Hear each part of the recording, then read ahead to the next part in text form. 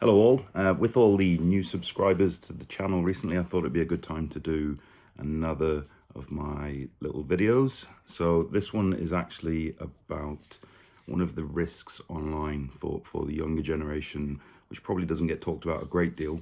And it's to do with, basically it's along the lines of gambling and addiction and things like that that come from certain video games. Recent report by UK Safer Internet Centre actually found that 70% of young people who play games online have actually made a purchase within the game, and 31% reporting that said that they do it at least once a week. So I thought I'd look into it a little bit more and find out what the current advice is and what the current sort of problems are around that area. And one thing I found out, and it's something I used to do when I played Lord of the Rings online, you could make in-game purchases for things called loot boxes. And what these loot boxes are, basically, they bring a couple of elements into the mindset of individuals and people, in that they give you this mystery random selection. So you could get something that's a game breaker item, or something that you would have to spend hours and hours raiding for to be able to get, and you can get that just by the click of a button. So that obviously feeds into our human nature when it comes to gambling and getting rewards for something. It could be something like a new weapon or a tool that in the game, or the power-ups that help you to beat other people in the game, or get new characters, that sort of thing. So basically that's what these loot boxes are. I think that the risks come from the mystery element of the loot box, and young people see this as a quick win, effectively. There's things like lots of bright lights and fireworks going off, that sort of thing, and it's an issue that I used to have when I was younger, and I don't mind admitting that. Fruit machines were my addiction growing up, and it wasn't just about winning money. It was about, I personally think it was about the lights and watching the thing spin round and waiting to see if you'd won. And this is sort of a new sort of, I would say, progression of that in what they've done to enable that to happen within a game. And it almost feels like it captivates them in that process, and the excitement they feel when they win an item, or the fact that they don't get the item they want, they then miss out on that bit of excitement and try to capture it again by buying another item, and it can just sort of go on from there. Although loot boxes, they're not illegal, and they're not covered under the Gambling Act currently, but I know that the UK government is looking into whether it is something that should be covered under that act. So I wouldn't be surprised if at some point they do change legislation to cover it, but currently there isn't. But that's why I think it's worthy of note, and something that should be highlighted, so that you as parents, guardians, carers and teachers should know this is a risk, and it is something that's out there, and in most normal games of today. Not all games have got these sort of loot box ideas within them. Even if they do have the ability to purchase items, they may not be loot boxes.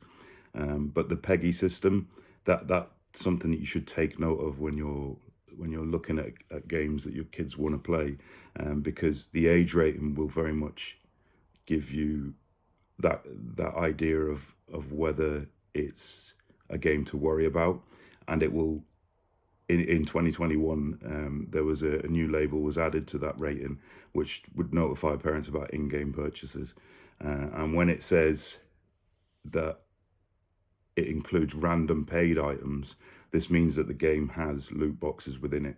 And this label has no sort of correlation to the age rating of the game. It'll just be separate to that, and letting you know that there are loot boxes in there. Games like Fortnite, FIFA, they've recently changed the process around the gambling aspect of loot boxes, and these platforms now allow you to preview what's in the loot box before purchasing it. So that sort of will help to remove some of that risk element, hopefully. Advice, it very much starts with what I normally talk to you about, and that's about having that conversation and communicating with your child. Talk to them about the game and loot boxes and the idea around it, and you sort of should, some of the questions you should be asking is what games they've been playing recently. Have they heard about loot boxes? Do any of the games that they play have the option for buying items or loot boxes?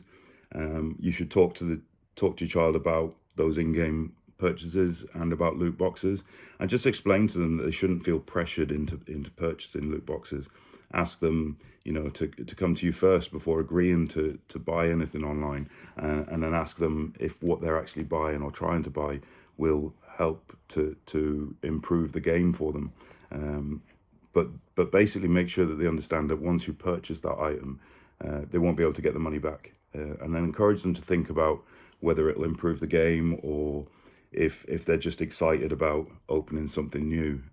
That can be a way of tackling that sort of, nipping it in the bud there and then. You should also sort of explore the alternative options, discuss the chance element of these boxes and the risk that they won't always get what they want in return. Explain that whilst they may seem inexpensive at first, because most of these in-game purchases, that you're talking £1, a couple of £, but the idea, the company that's trying to sell them, they obviously want you to buy more and more of them, and you won't know that the child may not notice this, £1 or £2 here or there, but it'll quickly add up, and they need to sort of understand that. So if your child has access to money, for example, pocket money, you could talk to them about spending a proportion of that on in-game items. You could also explore online games that don't have in-app purchases. The last sort of point I would raise here would be the fact that you can actually switch off in-app purchases or limit the spending. But being aware of what your child is spending on games, and ensure that the card details that are in there aren't linked to or saved on the gaming platform that they use. Most games and devices have, in their settings, they'll have the ability to either set a limit on purchases or be able to set a monthly budget, that sort of thing. But yeah, if they're a younger child, it's probably best to switch off in-game purchases completely. And then, they have to come to you to have a chat about something if they want to buy something. But yeah, this is an area that's worthy of highlighting, so I thought I'd do a quick video on it, and hopefully you'll get some use out of it. But please remember to subscribe and share the video and share the channel, so we can get more people aware of these sort of online threats and problems that the younger generation are probably facing at the minute online. Cheers all, bye.